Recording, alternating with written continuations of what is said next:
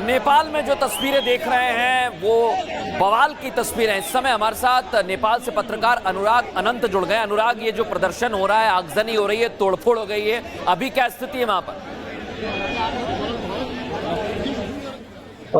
अभी भी काठमांडू के तीनकुने एरिया जो है वो प्रहरी और आंदोलनकारी के बीच जो है वो झड़प जारी है। खास करके राजा समर्थक जो समूह थे, इसका नेतृत्व करता थे दुर्गा प्रसाद, और उसमें जो राजा का जो पक्षपाती जो राजनीतिक दलें थे और संगठन थे, सभी ने उस संगठन में भाग लिया था। और तीनकुने का जो एरिया है, जो एयरपोर्ट के अंतर्राष्ट्रीय तिरुवन अंतर्राष्ट्रीय विमानस्थल बहुत करीबी है, उस एरिया में उन लोगों का जो कार्यक्रम था वो शुरू होने से पहले ही वहां पे आंदोलनकारी और प्रहरी के बीच में जो है झड़प शुरू हो गया, और जिसके कारण से अभी तक का सूचना ये है कि आंदोलनकारी और प्रहरी बीच में जो झड़प हुआ है, झड़प में 2 से 3 लोग घायल हुए हैं। ये अपुष्ट खबर है। प्रहरी बता रहे हैं जो लोगों घायल हुए हैं वो आंदोलनकारी नहीं थे, वो सामान्य लोग थे, वो रास्ते से जा रहे थे, वो आंदोलन में सहभागी नहीं थे। इसलिए जो है वहाँ पे मतलब अभी जो है उन लोगों को जो है एक बार जो वहाँ पे जो घायल हुए हैं उसको करीबी का एक सिविल अस्पताल है, वहाँ पे ले जाके उसको उपचार के लिए ले गया है। लेकिन अभी फिलहाल जो पता चला है, बहुत जस्ट अभी का जो खबर है, तीनकुने के नजदीक में ही माओवादी केंद्र का पार्टी कार्यालय है जिसका नाम पेरिस डांडा है। वहां से राजावादी समर्थकों ने माओवादी पार्टी कार्यालय में जाके तोड़फोड़ करना शुरू कर दिया। रास्ते में सरकारी प्लेट का जो गाड़ी थी वो सभी को तोड़फोड़ करना शुरू कर दिया। निजी सवारी साधनों को भी जो उग्र समर्थक थे उन लोगों ने तोड़ना शुरू कर दिया। और तीनकुने के ही बागमती नदी के पश्चिम साइड में समाजवादी नेकपा समाजवादी का जो पार्टी कार्यालय है उसमें भी आंदोलनकारी ने जो है तोड़फोड़ किया गया है अभी कुछ देर पहले। और उस एरिया में अभी माहौल बड़ा अनियंत्रित है। काठमांडू का स्टूडियो से पता चला है, स्टूडियो के स्रोत से पता चला है कि कुछ देर में उस एरिया में कर्फ्यू ऐलान किया जा सकता है, और कर्फ्यू लगाने की नौबत आ चुकी है, क्योंकि उस एरिया में जो तीनकुनी एरिया में जो एक प्राइवेट घर थी उसको बुरी तरीका से तोड़फोड़ कर दिया गया, आगजनी कर दिया गया, जो कि प्रदर्शन कुछ उग्र ही देर होता जा रहा है पहले और जो समर्थक इस समय दिखाई दे रहे हैं बड़ी संख्या में सड़कों पर आ गए। इस बीच एक और खबर मिल रही है, नेपाल में पुलिस एक्शन के बाद प्रदर्शनकारी उग्र हो गए। प्रदर्शनकारियों ने आगजनी की है, यानी प्रदर्शनकारी रुकने को तैयार नहीं है, वो आगे बढ़ते जा रहे हैं। उनका कहना है कि जब तक हमारी मांगों को नहीं माना जाएगा ये प्रदर्शन उग्र होता जाएगा। और जैसा अनुराग हमें बता रहे थे कि वहां पर जो कार्यालय है माओवादी का, वहां पर भी हमला किया गया। ये देखिए एक और तस्वीर मैं आपको दिखा रहा हूं, एक और तस्वीर अनुराग हमारे सामने आ रही है जहां पर जबरदस्त आगजनी की गई है, जबरदस्त प्रदर्शन किया जा रहा है। लेकिन क्या इन प्रदर्शनकारियों को रोकने के लिए तमाम व्यवस्थाएं हैं? हालात क्या और वहां पे बिगड़ सकते हैं? आपके पास क्या खबरें? नेपाल प्रहरी और नेपाल का जो सुरक्षा निकाय है वो सारे लोग जो है बहुत सहज तरीके से इसको हैंडल करने की कोशिश कर रही है। लेकिन चूंकि आंदोलनकारी का जो संख्या है कुछ ज्यादा ही है, इसलिए जो है वो अनियंत्रित है, और जो है वो भीड़ जो है वो पूरा कंट्रोल से बाहर जा चुकी है, इसलिए थोड़ा कंट्रोल करना मुश्किल दिख रहा है। लेकिन वहां पे जो नेपाल प्रहरी सशस्त्र प्रहरी का जो प्रहरी बल है वो लोग वहां पे हैं और नियंत्रण करने की कोशिश कर रहे हैं। संभवतः कुछ देर में कर्फ्यू लागू किया जाएगा, और कर्फ्यू लागू करने के बाद जो है स्थिति सामान्य बन सकती है। लेकिन आपको और एक जानकारी करा दूं, आज ही सरकार के जो विपक्ष में कुछ दल है, माओवादी केंद्र, समाजवादी और जो दल है वो लोग समाजवादी मोर्चा के नाम से दूसरा कार्यक्रम जो है भ्रिकुटी मंडप में किया जा रहा है। तो आज काठमांडू उपत्यका में 2 बड़ी जो है जन प्रदर्शन की कार्यक्रम थी, तो ये दोनों के कारण से जो है प्रहरी जो है एक अलग अलग जगह पे बट गई है, इसलिए थोड़ा उन लोगों को भी बिल्कुल अनुराग जी, और उसकी तस्वीरें भी जगह जगह पर देखने को मिल रही है। लगातार हम अपनी टीवी स्क्रीन पर भी दर्शकों को दिखा रहे हैं। लेकिन 1 हफ्ते का अल्टीमेटम राजशाही समर्थकों ने अब सरकार को दे दिया और कह दिया आपके पास सिर्फ 1 हफ्ते हैं।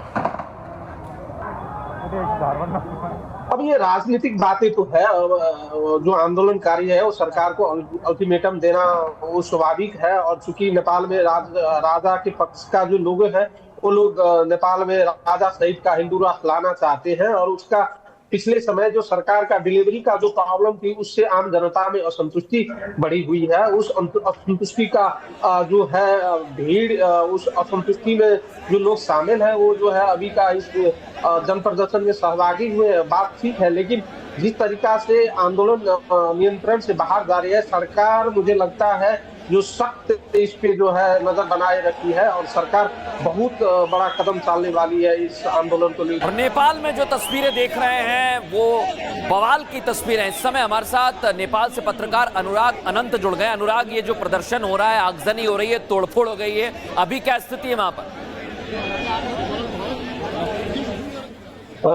अभी भी काठमांडू के तीनकुने एरिया जो है वो प्रहरी और आंदोलनकारी के बीच जो है वो झड़प जारी है।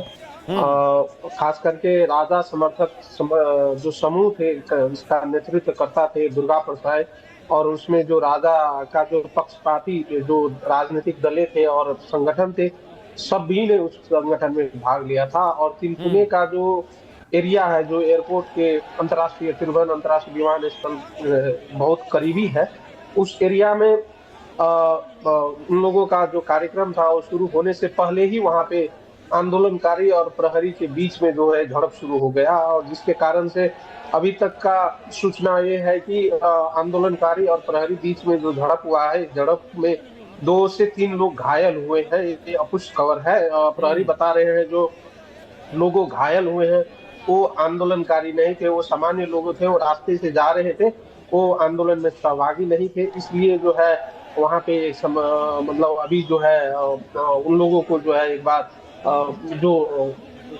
वहाँ पे जो घायल हुए हैं उसको करीबी का एक सिविल अस्पताल है वहाँ पे ले जाके उसको उपचार के लिए ले गया है। लेकिन अभी फिलहाल जो पता चला है, बहुत जस्ट अभी का जो खबर है, तीनकुने के नजदीक में ही माओवादी केंद्र का पार्टी कार्यालय है जिसका नाम पेरिस डाँड़ा है। वहां से राजावादी समर्थकों ने माओवादी पार्टी कार्यालय में जाके तोड़फोड़ करना शुरू कर दिया। रास्ते में सरकारी प्लेट का जो गाड़ी थी वो सभी को तोड़फोड़ करना शुरू कर दिया। निजी सवारी साधनों को भी जो उग्र समर्थक थे उन लोगों ने तोड़ना शुरू कर दिया। और तीनकुने के ही बागमती नदी के पश्चिम साइड में समाजवादी नेकपा समाजवादी का जो पार्टी कार्यालय उसमें भी आंदोलनकारी ने जो है तोड़फोड़ किया गया है अभी कुछ देर पहले। और उस एरिया में अभी माहौल बड़ा अनियंत्रित है।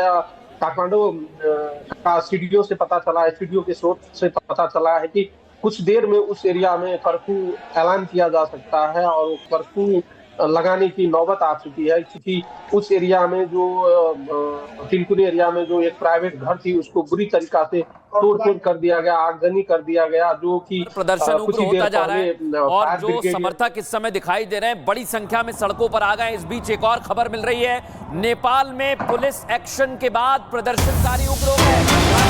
प्रदर्शनकारियों ने आगजनी की है, यानी प्रदर्शनकारी रुकने को तैयार नहीं है, वो आगे बढ़ते जा रहे हैं। उनका कहना है कि जब तक हमारी मांगों को नहीं माना जाएगा ये प्रदर्शन उग्र होता जाएगा। और जैसा अनुराग हमें बता रहे थे कि वहां पर जो कार्यालय है माओवादी का, वहां पर भी हमला किया गया। ये देखिए एक और तस्वीर मैं आपको दिखा रहा हूं, एक और तस्वीर अनुराग हमारे सामने आ रही है जहां पर जबरदस्त आगजनी की गई है, जबरदस्त प्रदर्शन किया जा रहा है। लेकिन क्या इन प्रदर्शनकारियों को रोकने के लिए तमाम व्यवस्थाएं हैं? हालात क्या और वहां पे बिगड़ सकते हैं? आपके पास क्या खबरें? नेपाल प्रहरी और नेपाल का जो सुरक्षा निकाय है वो सारे लोग जो है बहुत सहज तरीके से इसको हैंडल करने की कोशिश कर रही है। लेकिन चूंकि आंदोलनकारी का जो संख्या है कुछ ज्यादा ही है, इसलिए जो है वो अनियंत्रित है और जो है वो भीड़ जो है पूरा कंट्रोल से बाहर जा चुकी है, इसलिए थोड़ा कंट्रोल करना मुश्किल दिख रहा है। लेकिन वहां पे जो नेपाल प्रहरी सशस्त्र प्रहरी का जो प्रहरी बल है वो लोग वहां पे हैं और नियंत्रण करने की कोशिश कर रहे हैं। संभवतः कुछ देर में कर्फ्यू लागू किया जाएगा और कर्फ्यू लागू करने के बाद जो है स्थिति सामान्य बन सकती है। लेकिन आपको और एक जानकारी करा दूं, आज ही सरकार के जो विपक्ष में कुछ दल है, माओवादी केंद्र, समाजवादी और जो दल है वो लोग समाजवादी मोर्चा के नाम से दूसरा कार्यक्रम जो है भ्रिकुटी मंडप में किया जा रहा है। तो आज काठमांडू उपत्यका में 2 बड़ी जो है जन प्रदर्शन की कार्यक्रम थी। तो ये दोनों के कारण से जो है प्रहरी जो है एक अलग अलग जगह पे बट गई है, इसलिए थोड़ा उन लोगों को भी बिल्कुल अनुराग जी, और उसकी तस्वीरें भी जगह जगह पर देखने को मिल रही है। लगातार हम अपनी टीवी स्क्रीन पर भी दर्शकों को दिखा रहे हैं, लेकिन 1 हफ्ते का अल्टीमेटम राजशाही समर्थकों ने अब सरकार को दे दिया और कह दिया आपके पास सिर्फ 1 हफ्ते हैं। अब ये राजनीतिक बातें तो है, जो आंदोलनकारी है वो सरकार को अल्टीमेटम देना वो स्वाभाविक है। और चूंकि नेपाल में राजा के पक्ष का जो लोग है वो लोग नेपाल में राजा सहित का हिंदू राष्ट्र लाना चाहते हैं, और उसका पिछले समय जो सरकार का डिलीवरी का जो प्रॉब्लम थी उससे आम जनता में असंतुष्टि बढ़ी हुई है। उस असंतुष्टि का जो है भीड़, उस असंतुष्टि में जो लोग शामिल हैं वो जो है अभी का इस जन प्रदर्शन में सहभागी हुए, बात ठीक है। लेकिन जिस तरीका से आंदोलन नियंत्रण से बाहर जा रही है सरकार, मुझे लगता है जो सख्त इस पे जो है नजर बनाए रखी है, और सरकार बहुत बड़ा कदम चालने वाली है इस आंदोलन को